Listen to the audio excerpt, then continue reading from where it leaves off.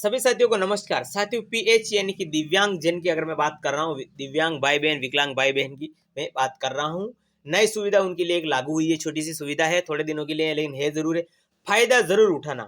जी हाँ साथियों, ये आप पर डिपेंड है कि आपको फायदा उठाना कि नहीं उठाना है। कोई जोर जबरदस्ती वाली इसमें बात नहीं रहेगी, है ना।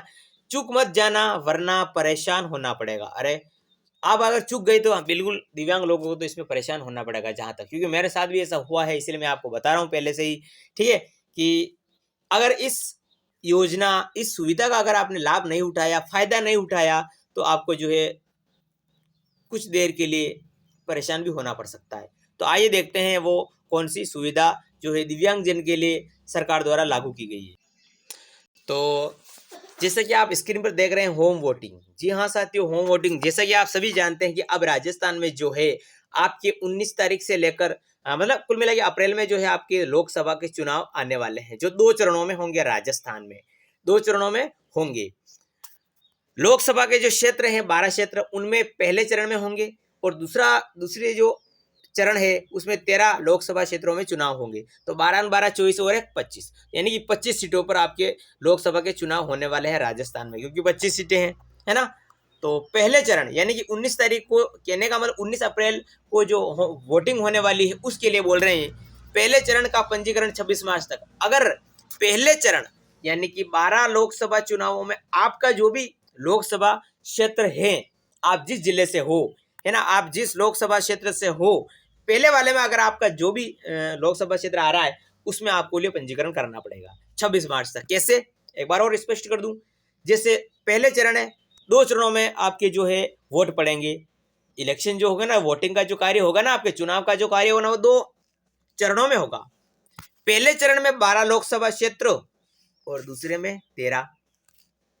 ठीक है, आई बात समझ में यहाँ पे। अब जैसे मैं हूं चित्तौड़गढ़ लोकसभा क्षेत्र, ठीक है, तो मेरा जो यहाँ पे चुनाव होने वाला है, लोकसभा का जो चुनाव होने वाला है मेरे यहाँ पे, ठीक है, मेरी जो लोकसभा क्षेत्र चित्तौड़गढ़ का, वो दूसरी में होने वाला है।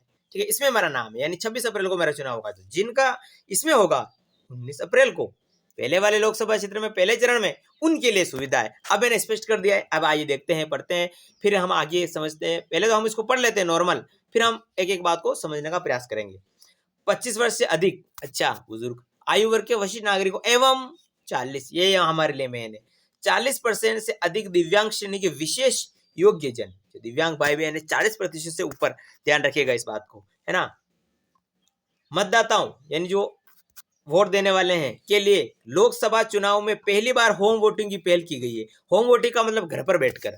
ठीक है, अब हर कोई नहीं है, मुझे भी दो, मुझे भी दो, मुझे भी नहीं, केवल दिव्यांगों के लिए। ठीक है, यह सुविधा विकल्प के रूप में है। विकल्प में रूप में मतलब केवल आप अपने हिसाब से कर सकते हैं। अगर आप ये सुविधा लेना चाहते हैं घर पर बैठ के वोट देना, तो ही आपको ना तो जोर जबरदस्ती है, ना कोई पाबंदी है, बस सुविधा के हिसाब से, सुविधा विकल्प के रूप में है। बस आप हाँ कहेंगे कि हाँ मुझे तो घर पर देना, तो वरना फिर आप क्या कह दो यहाँ पे यूं।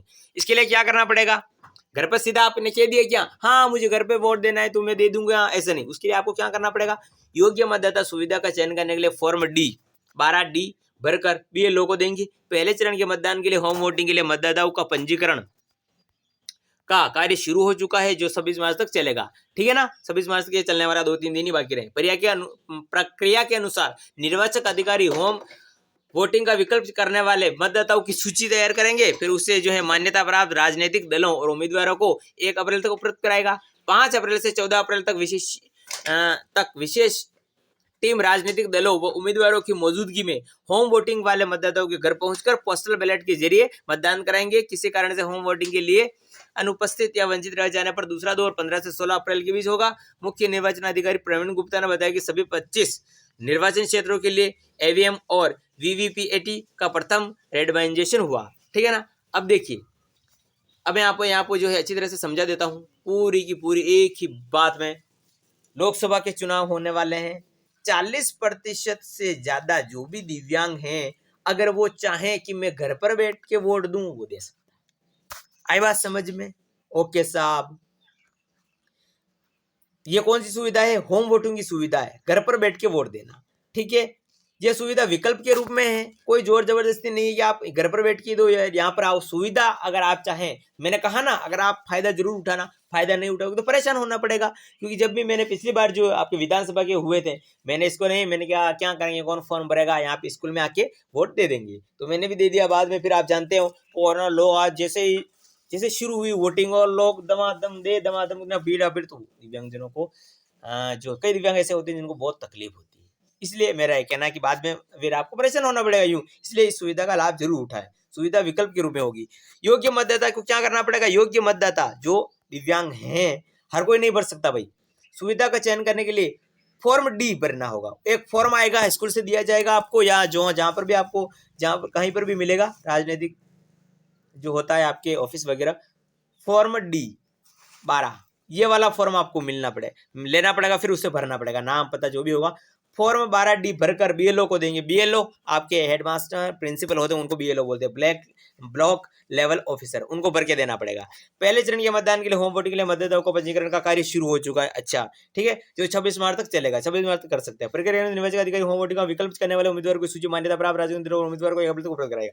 जितनी भी सूची आती है कि किन किन लोगों ने जो है विकल्प के रूप में होम वोटिंग की सुविधा का लाभ उठाया है, यानी कि बुजुर्ग लोग और दिव्यांगजनों की सारी सूची बनेगी कि इन लोगों ने इस क्षेत्र में, इस गांव में, इस पंचायत में इन्होंने सेलेक्ट किया।